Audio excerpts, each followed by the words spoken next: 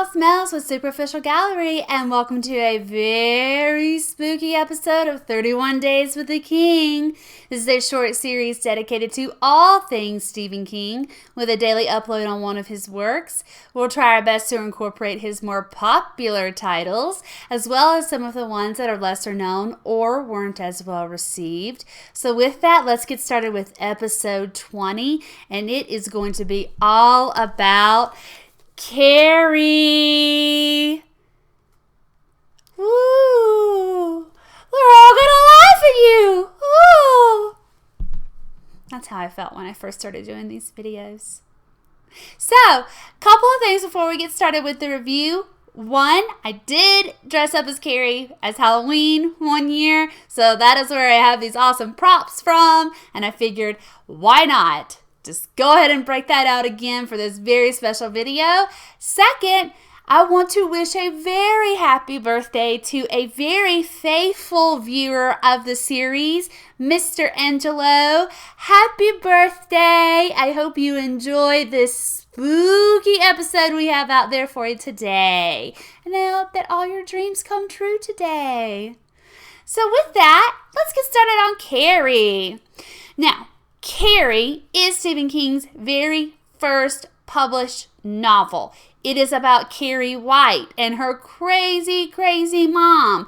Again, I'm not going to spoil what all happens, but this is a very popular story of King, so you probably already know.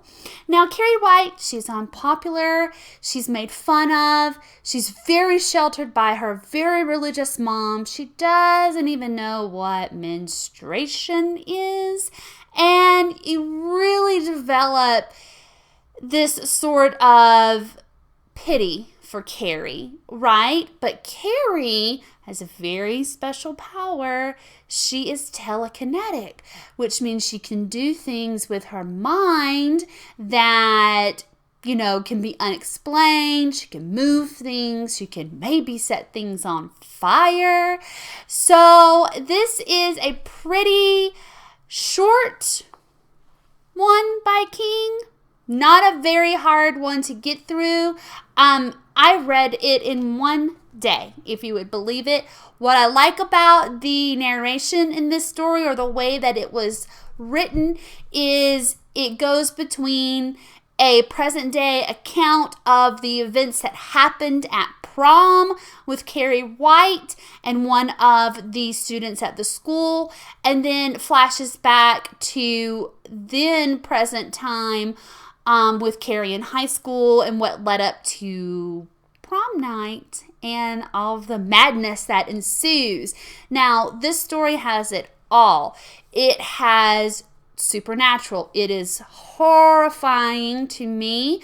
And it also has that pull at your heartstrings, because who doesn't really feel sorry for Carrie? I mean, not everyone can be popular and not everyone can be well liked in school. And plus, school's a hard time for people who aren't as sheltered and as, weird, hate to say it, but it's true, as Carrie.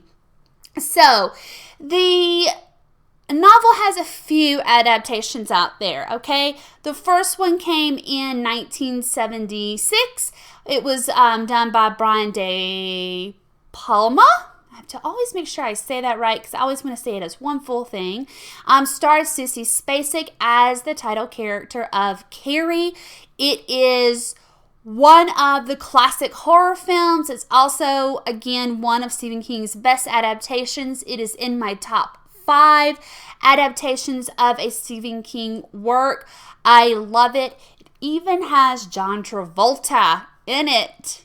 You may not have realized that. Second watch around, if you've only seen it once, be on the lookout for, Mr. Grease Lightning out there. This was obviously before, Grease or anything like that. The movie is, again, typical 70s horror, and I loved every minute of it.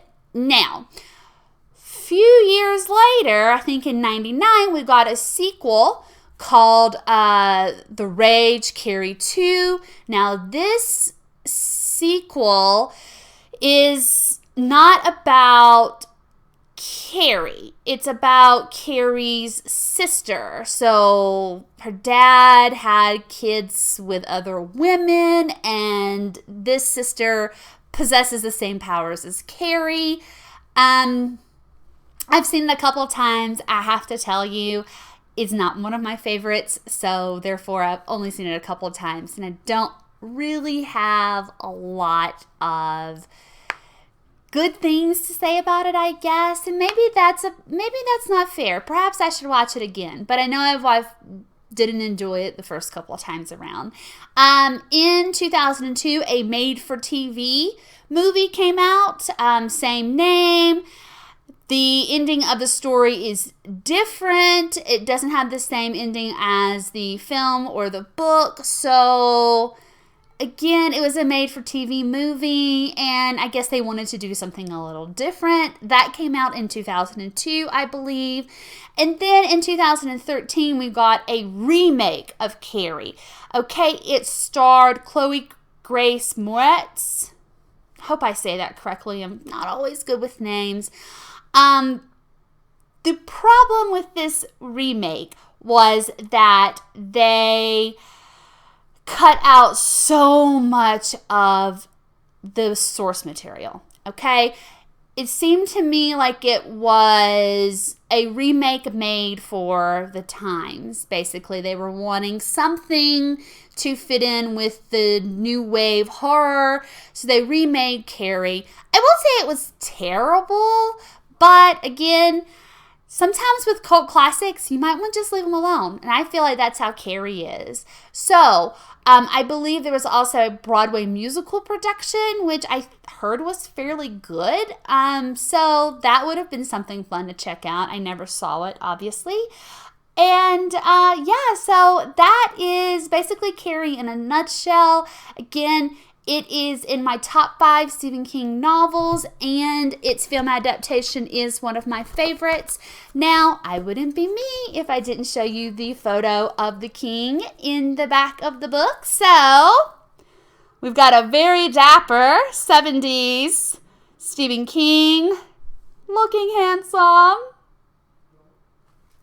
Very proud of this book. It is a first edition. Took me a long time to find this little beauty right here. So I hope you have enjoyed this review of Carrie.